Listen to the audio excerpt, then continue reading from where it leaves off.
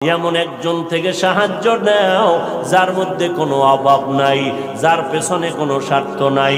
দুনিয়াতে নজর করে দেখলাম স্বার্থ ছাড়া কোনো মানুষ দুনিয়াতে নাই। আছে? অভাব ছাড়া কোনো মানুষ নাই, বরং টাকা যার যত বেশি তার অভাব তত বড়। যারা যত বড় লোক তারা অভাব তত বড়। অভাব গরিবের 100 টাকায় সমাধান হয়, বড় লোকের 1,00,000 টাকায় অভাব সমাধান হয় না। এই স্বার্থ ছাড়া অভাব ছাড়া একজন পাইবা, তিনি আর কেউ নয়, আমার আল্লাহ। ইয়া আইয়ুহান নাস আনতুমুল ফুকারাউ ইলাল্লাহ ওয়াল্লাহু হুয়াল গনিয়্যুল হামিদ।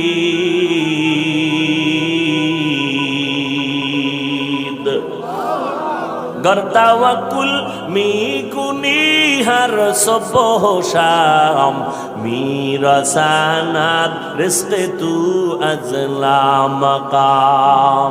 বাহাদুরি করিও না রে বাবা, অন্যের সাহায্য ছাড়া চলা যাবে না। দোয়াও কিন্তু একটা সাহায্য, দোয়াও সাহায্য, সাহায্য ছাড়া চলা যাবে না। মা বাবায় দোয়া করে, এর সাহায্যে আমরা বড় হয়েছি। মা বাবার ক্লান্ত পরিশ্রমের কারণে আমরা বড় হয়েছি, মা বাবার সহযোগিতায় বড় হয়েছি। কিন্তু স্বার্থ ছাড়া জমিনের মধ্যে কোনো মানুষ নাই, অভাব ছাড়া কেউ নাই।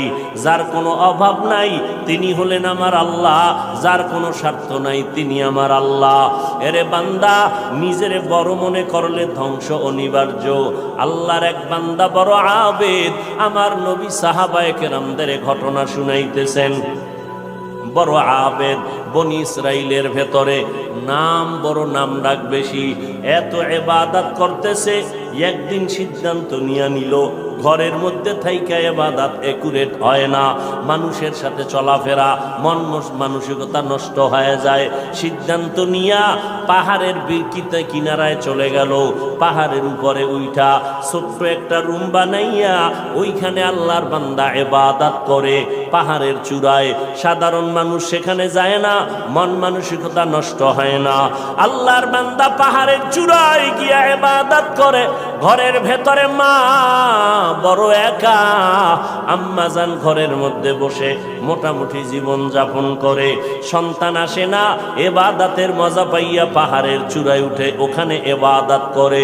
একদিন মা মনে মনে ভাবলেন, আমার সন্তান আমার কাছে না আসলে তো আমি ও থাকতে পারে, আমি মা তো থাকতে পারি না। কারণ আমি মা, সন্তানের আমি গর্ভধারণ করে কত কষ্ট করেছি।